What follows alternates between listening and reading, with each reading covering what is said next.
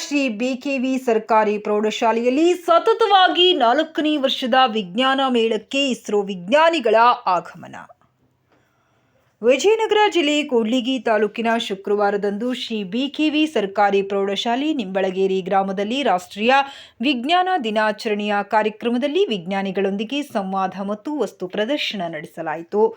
Jayasimha P ವಿಜ್ಞಾನಿಗಳು ಯೋಜನಾ ನಿರ್ದೇಶಕರು ಯುವಾರ ಉಡಾವಣಾ ಕೇಂದ್ರ ಇಸ್ರೋ ಬೆಂಗಳೂರು ಇವರು ಮಾತನಾಡುತ್ತಾ, ನೀವುಗಳು ವಿಜ್ಞಾನಿಗಳಾಗಲು ಬಾಲ್ಯದಿಂದಲೇ ವಿಜ್ಞಾನದ ಮೂಲಕ ಹಾಕುವಂತಹ ಪ್ರಯೋಗಗಳ ಆಸಕ್ತಿ ತೋರಿಸಿ ಗುರಿ ಸಾಧನೆಯತ್ತ ತಮ್ಮ ವಿದ್ಯಾಭ್ಯಾಸ ಕೇಂದ್ರೀಕರಿಸಬೇಕು.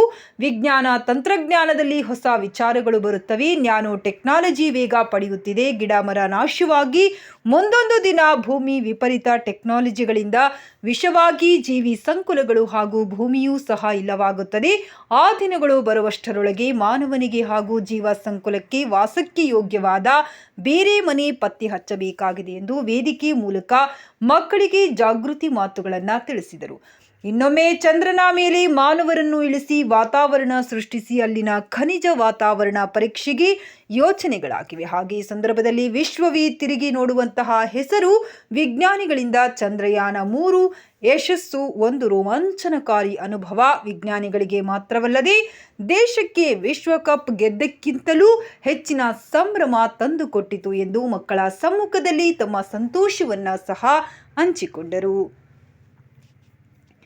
ಇದರಿಂದ ವಿದ್ಯಾರ್ಥಿಗಳ ಮನಸ್ಸಿನಲ್ಲಿ ನಾವು ವಿಜ್ಞಾನಿಗಳಾಗಬೇಕು ಅನ್ನೋ ಭಾವನೆ ಹುಟ್ಟಿಕೊಂಡಿದೆ ಎಂದರು. ಹಾಗೂ ಕೆವಿಕೆ ಪ್ರೌಢಶಾಲೆಯ ವಿಜ್ಞಾನ ಶಿಕ್ಷಕರಾದ ಪತ್ರೇಶ್ ಬಣಕಾರ್ ಇವರು ಮಕ್ಕಳಲ್ಲಿ ವಿಜ್ಞಾನದ ಕುರಿತು ಅತಿ ಹೆಚ್ಚು ಹೊಸದಾಗಿ ಮಕ್ಕಳಲ್ಲಿ ವಿಜ್ಞಾನದ ಆವಿಷ್ಕಾರಗಳು ಹಾಗೂ ಪ್ರತಿ ವರ್ಷವೂ ಬೇರೆ ಬೇರೆ ವಿಜ್ಞಾನಿಗಳನ್ನು ತಮ್ಮ ಸರ್ಕಾರಿ ಶಾಲೆಗೆ ಮಕ್ಕಳ ಸಮ್ಮುಖದಲ್ಲಿ ಸಂವಾದ ಹಾಗೂ ವಿಚಾರಗಳನ್ನು ತಿಳಿಸಿಕೊಡಲು ಇಸ್ರೋ ವಿಜ್ಞಾನಿಗಳನ್ನೇ ಕರೆಸುವಂತಹ ಉನ್ನತವಾದಂತಹ ಕೆಲಸ ಮಾಡುವುದರೊಂದಿಗೆ ತಮ್ಮ ಶಾಲೆಯ ವಿದ್ಯಾರ್ಥಿಗಳನ್ನು ವಿಜ್ಞಾನ ವಿಭಾಗದಲ್ಲಿ ರಾಜ್ಯಕ್ಕೆ ತಮ್ಮ ಶಾಲೆಯ ಗ್ರಾಮೀಣ ಭಾಗದ ವಿದ್ಯಾರ್ಥಿಗಳಿಗೆ ರಾಷ್ಟ್ರಮಟ್ಟಕ್ಕೆ ವಿದ್ಯಾರ್ಥಿಗಳ ಮಾದರಿಗಳನ್ನು ಖ್ಯಾತಿಯನ್ನ ಗಳಿಸಿರುತ್ತಾರೆ ಎಂದು ಸಂತೋಷ ವ್ಯಕ್ತಪಡಿಸಿದರು.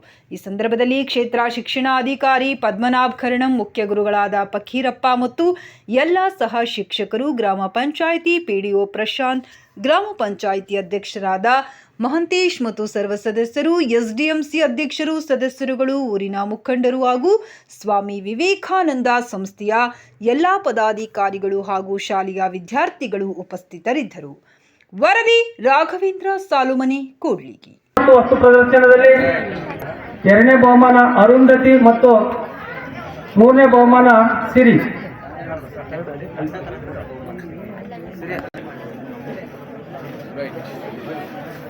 ಇನ್ನೊಂದು ವಿಶೇಷತೆ, ಪ್ರತಿ ತಿಂಗಳು ಈ ತಿಂಗಳಲ್ಲೂ ಕೂಡ ವ್ಯಕ್ತಪಡಿಸಿದರೆ ಸಂಗ್ರಹ ಮಾಡಿದರೆ ಅವುಗಳೆಲ್ಲ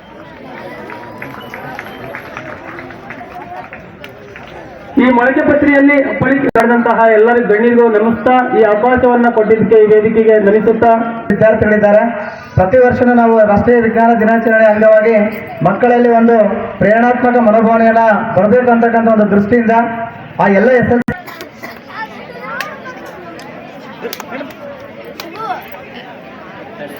ವಿದ್ಯಾರ್ಥಿಗಳಿಗೆ ಅತ್ಯುತ್ತಮ ಏಟೆಲ್ ವಿದ್ಯಾರ್ಥಿಗಳು ಅಂತ ನಾವು ಆಯ್ಕೆ ಮಾಡ್ತಿದ್ದೇವೆ.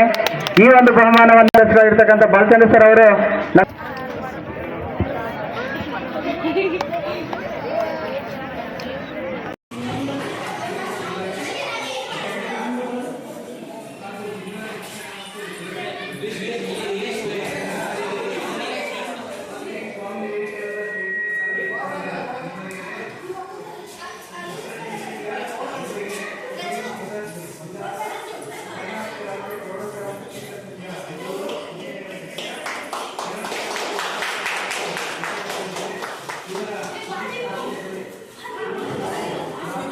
ಇರಲಿಲ್ಲ. ತುಂಬ ಜನ ಅನ್ನೋರು, ಅಲ್ಲರಿ ಒಟ್ಟಿಗಿಟ್ಟಿಲ್ದಿದ್ರು ಜುಟ್ಟಿಗೆ ಮಲ್ಲಿಗೆ ಹೂವು ಅನ್ನೋಂಗೆ ಇಷ್ಟು ಸಮಸ್ಯೆ ಇದ್ದಾಗ ಈ ಬಾಹ್ಯಾಕಾಶ ತಂತ್ರಜ್ಞಾನ ಎಲ್ಲ ಬೇಕಾ?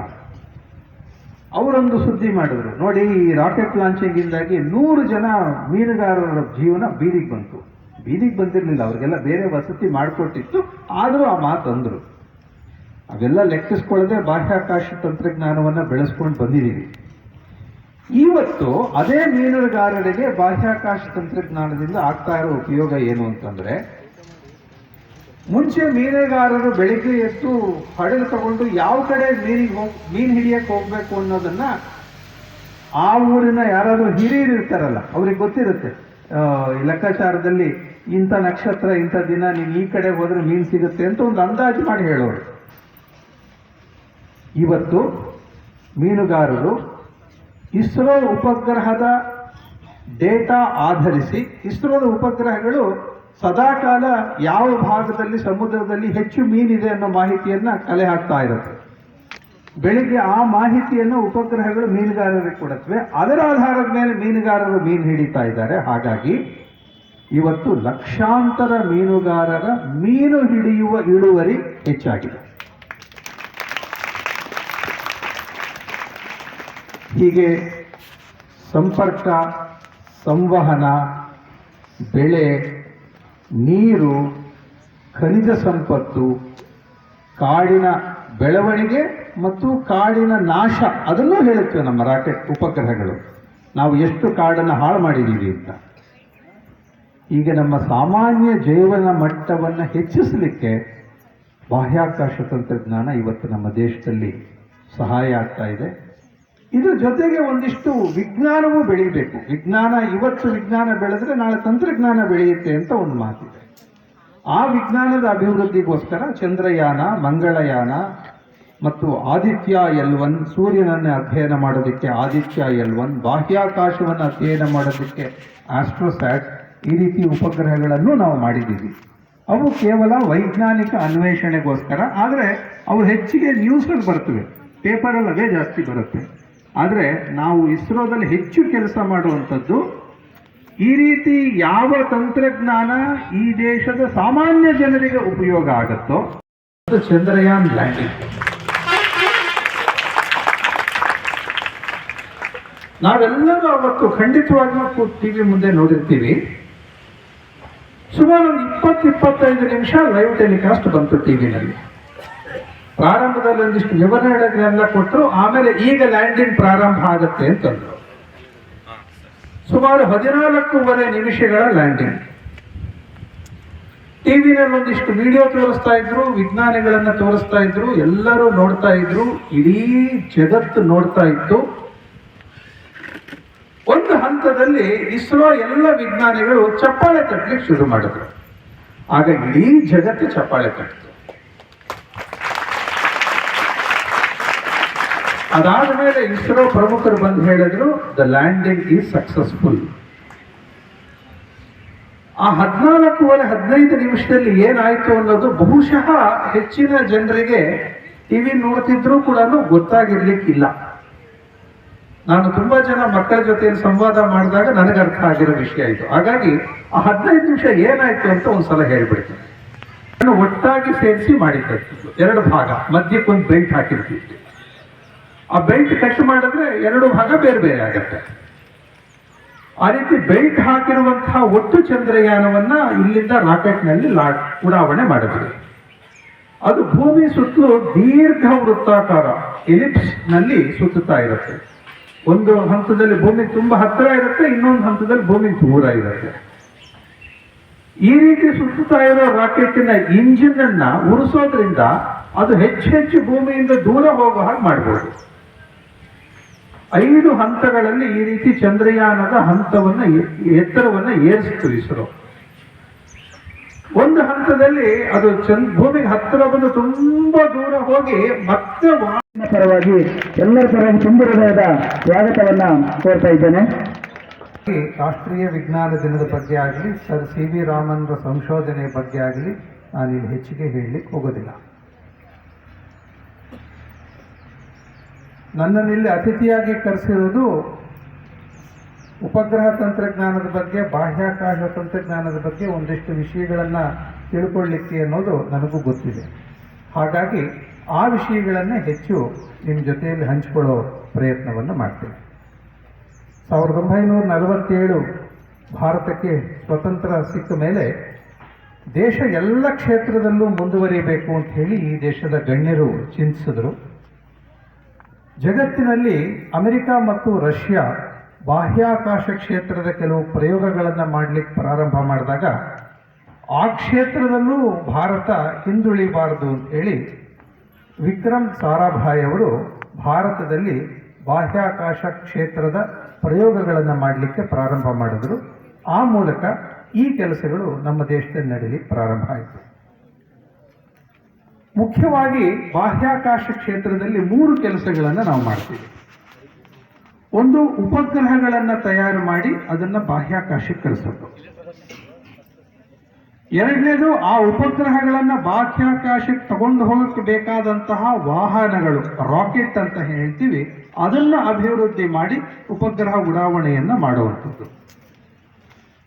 ಮೂರನೇದಾಗಿ, ಈ ರೀತಿ ಬಾಹ್ಯಾಕಾಶಕ್ಕೆ ಕಳಿಸಿದಂಥ ಉಪಗ್ರಹಗಳನ್ನು ಭೂಮಿಯಿಂದ ನಿಯಂತ್ರಣ ಮಾಡೋದು. ಈ 3 ಕೆಲಸಗಳನ್ನು ಭಾರತ ಬಾಹ್ಯಾಕಾಶ ಸಂಶೋಧನಾ ಸಂಸ್ಥೆ ಇಸ್ರೋ ಮಾಡುತ್ತೆ. ಅದರಲ್ಲಿ ನಾನು ಕೆಲಸ ಮಾಡ್ತಾ ಇರುವಂಥದ್ದು ಉಪಗ್ರಹಗಳನ್ನು ವಿನ್ಯಾಸ ಮಾಡಿ, ತಯಾರು ಮಾಡಿ, ಉಡಾವಣೆ ಮಾಡಿ, ಅವನ ನಿಯಂತ್ರಣ ಮಾಡುವಂತಹ ಕ್ಷೇತ್ರದಲ್ಲಿ ನಾನು ಕೆಲಸ ಮಾಡ್ತಾ ಇದ್ದೇನೆ. 1975 ಏಪ್ರಿಲ್ 19ನೇ ತಾರೀಕು ಭಾರತದ ಮೊದಲನೇ ಉಪಗ್ರಹ ಉಡಾವಣೆ ಆಯಿತು. ಈ ಏಪ್ರಿಲ್ 19ಕ್ಕೆ ಅದು ಉಡಾವಣೆಯಾಗಿ 50 ವರ್ಷ ಆಗುತ್ತೆ. ಹಾಗೆ ಭಾರತದ ಉಪಗ್ರಹಗಳು ಸಾಕಷ್ಟು ಉಡಾವಣೆ ಆಗ್ತಾ ಇತ್ತು, ಅದನ್ನೆಲ್ಲ ದೇಶ ಸಂಭ್ರಮಿಸ್ತಾ ಇತ್ತು. ಆದರೆ ಇಸ್ರೋದ ಸಾಧನೆಯನ್ನ ಇಡೀ ದೇಶ ಒಟ್ಟಾಗಿ ಸಂಭ್ರಮಿಸಿದ್ದು ಚಂದ್ರಯಾನ ಚಂದ್ರನ ಮೇಲೆ ಇಳಿದಾಗ. ಹೌದಾ? 2023 ಆಗಸ್ಟ್ 23ನೇ ತಾರೀಕು ಸಾಯಂಕಾಲ 6 ಗಂಟೆಗೆ ಇಡೀ ದೇಶ ಟಿವಿ ಮುಂದೆ ಕೂತಿತ್ತು. ಒಂದು ಫುಟ್ಬಾಲ್ ವರ್ಲ್ಡ್ ಕಪ್ ನಡೆಯುತ್ತಂತೆ. ಆ ಫುಟ್ಬಾಲ್ ವರ್ಲ್ಡ್ ಕಪ್ನ ಲೈವ್ ನೋಡ್ತಾರಂತೆ.